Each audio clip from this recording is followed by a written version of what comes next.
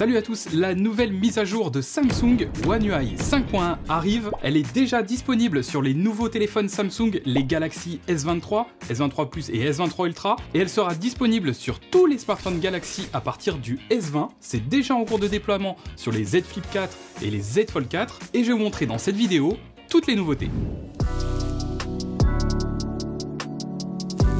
Et la première fonctionnalité, c'est selon moi une qui va être les plus utiles, mais qui n'est pas sans rappeler une fonctionnalité qui existe déjà sur iOS. Ça va être la possibilité de détourer des sujets sur des photos ou des vidéos. Quand je vais venir sur ma galerie photo, je vais pouvoir prendre n'importe quelle photo et rester tout simplement le doigt appuyé quelques secondes sur le sujet. On voit ici que ça va se détourer automatiquement. Je peux relâcher et j'ai possibilité de copier, de partager la photo détourée avec quelqu'un ou de l'enregistrer comme image. Et là, si je fais ça, on voit que automatiquement mon sujet va être détouré et que ça va être enregistré comme une image détourée. Et ça va fonctionner aussi sur les vidéos. Ici, je lance la vidéo, je vais mettre sur pause, je vais n'importe où dans la vidéo, je vais, comme tout à l'heure, sélectionner ce que je veux détourer, et voilà, c'est automatiquement détouré, et je peux tout à fait l'enregistrer comme j'ai fait tout à l'heure.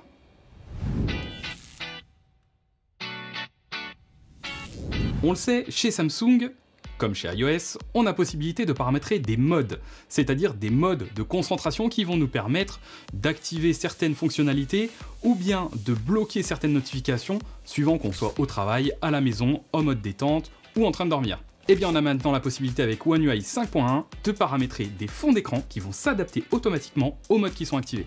Pour ça, je vais aller dans le volet des raccourcis, aller sur mode, je vais rester appuyé quelques secondes, je vais choisir le mode que je veux.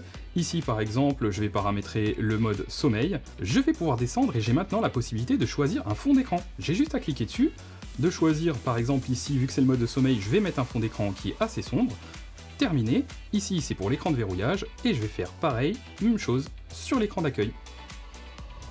Et maintenant, quand je vais venir activer le mode sommeil, le fond d'écran va automatiquement changer. Et je peux bien sûr répéter ça sur mes différents modes.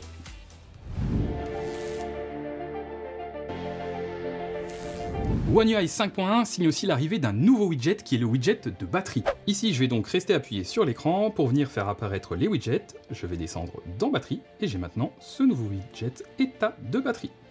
Je vais le glisser ici, pourquoi pas juste en haut, et j'ai maintenant l'état de la batterie de mon téléphone. Et je peux bien sûr faire apparaître l'état de batterie de mes écouteurs. Pour ça, il va falloir que je les ouvre. Voilà, mes Buds Pro sont maintenant connectés et on voit apparaître leur état de batterie juste là. La seule chose, c'est qu'il va falloir que les Buds soient connectés au téléphone. Ici, si je ferme le boîtier de mes Buds, on va voir qu'ils disparaissent. Je fais juste une petite pause de quelques secondes pour te dire que je présente régulièrement des astuces à faire avec ton smartphone, donc si tu veux en savoir encore plus, n'oublie pas de t'abonner et d'activer toutes les notifications pour ne pas les louper. Et on continue avec la prochaine nouveauté. S'il y a bien quelque chose qui évolue à chaque fois qu'il y a une nouvelle mise à jour de n'importe quel système d'exploitation sur un téléphone, ça vient souvent avec une nouvelle façon d'optimiser la batterie. Et bien là, on n'y manque pas. Ici, je vais venir dans mes paramètres. Je vais descendre ensuite dans batterie et maintenance appareil. Cliquer ici sur l'onglet batterie. Et je vais descendre de nouveau pour aller dans autres paramètres de batterie. Et c'est là qu'il va y avoir un nouveau menu qui s'appelle profil de performance. Ici on voit que c'est activé à standard, c'est-à-dire que ça fournit l'équilibre recommandé entre vitesse de traitement, autonomie de batterie et efficacité du refroidissement. En gros, le système va gérer plus ou moins tout seul s'il y a besoin de plus de performance et du coup de consommer plus de batterie ou de réduire les performances pour économiser la batterie. Ou alors on aura maintenant la possibilité de cliquer sur basique et à ce moment-là, quoi qu'il en soit, l'autonomie de la batterie sera prioritaire. Sauf si vous jouez à un jeu où là, ça va être les performances qui vont être privilégiées. Concernant les captures d'écran, il y a deux choses qui vont arriver avec cette nouvelle mise à jour. Notamment si vous rendez maintenant dans votre onglet de raccourcis, vous allez pouvoir venir ajouter un nouveau raccourci, celui qui est d'effectuer une capture d'écran. Je vais venir donc le glisser là, terminé. Et maintenant, dès que je veux faire une capture d'écran, j'aurai la possibilité d'aller ici dans le volet de raccourcis et de cliquer sur effectuer une capture d'écran. Et on le sait, cette capture d'écran va être automatiquement enregistrée dans le dossier capture d'écran ou screenshot en anglais. Et bien maintenant, on a possibilité de choisir l'endroit où va s'enregistrer cette capture d'écran. Pour ça, direction de nouveau dans les paramètres. Ensuite, on va venir dans fonction avancée, capture d'écran et enregistreur d'écran. Et là, j'ai la possibilité de choisir l'endroit où je veux enregistrer les captures d'écran, mais aussi, juste en bas, l'endroit où je vais enregistrer les captures vidéo. J'aurai juste à appuyer dessus. Ici, c'est enregistré dans le dossier Screenshot. Je peux revenir par exemple en arrière, me créer un nouveau dossier, qui peut être par exemple lié à un projet en cours pour lequel j'ai besoin de faire des captures d'écran. Je vais donc l'appeler projet 1. Je crée le dossier, je vais dedans et je fais OK. Et maintenant, mes captures d'écran seront automatiquement enregistrées dans ce dossier projet 1. Je fais une capture d'écran. Je peux venir maintenant dans mes fichiers, stockage interne, DCIM, et là, j'ai mon projet 1 avec ma capture d'écran qui est à l'intérieur.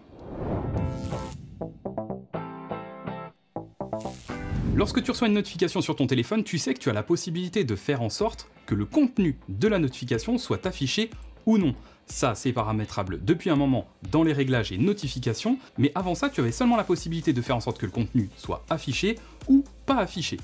Et bien maintenant, tu as la possibilité de régler pour chaque application si tu veux que le contenu apparaisse ou non. Donc dans tes paramètres, puis notification, tu vas avoir ici notification sur écran de verrouillage, et là tu as donc masqué le contenu ou l'afficher, mais maintenant si tu le fais afficher, tu as maintenant cette petite roue crantée qui apparaît, et tu as la possibilité de régler soit que ça affiche sur toutes les applications, soit de décocher certaines applications pour lesquelles tu veux augmenter la confidentialité.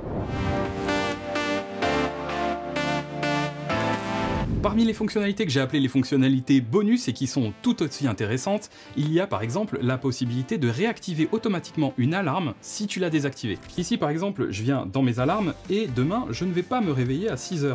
Je vais donc désactiver cette alarme. Mais pour éviter d'oublier de la réactiver le lendemain, je peux tout simplement cliquer sur réactiver pour jeudi. Et du coup, l'alarme sonnera bien jeudi. Comme ça, j'ai pas forcément besoin de revenir dans l'horloge demain pour la réactiver. Tu as maintenant la possibilité, lorsque tu fais des selfies, d'activer un nouvel effet qui s'appelle le ton couleur, où tu vas pouvoir choisir soit un ton naturel, ou bien un ton qui soit un petit peu plus chaud. Ça vient s'ajouter aux effets de filtre et de visage que tu avais déjà. Et enfin, il y a une fonctionnalité que j'attends vraiment de pouvoir tester, mais qui est disponible pour l'instant uniquement en coréen et en anglais. C'est la possibilité, lorsque tu reçois un appel, d'avoir un bouton qui va te permettre de répondre à ta place pour poser une question à ton interlocuteur pour laquelle il va répondre et la réponse va s'afficher au format texte, ce qui va te permettre de savoir si tu peux pas répondre, si vraiment c'est un appel important ou pas. Voilà, j'espère que cette vidéo t'a plu. Dis-moi comme d'habitude dans les commentaires quelle est la fonctionnalité qui t'a le plus plu. Je te mets juste ici une vidéo qui devrait t'intéresser. Si tu aimes ce genre de vidéo, de toute façon, n'oublie pas de t'abonner en activant toutes les notifications. Et je te dis à très vite pour une prochaine vidéo.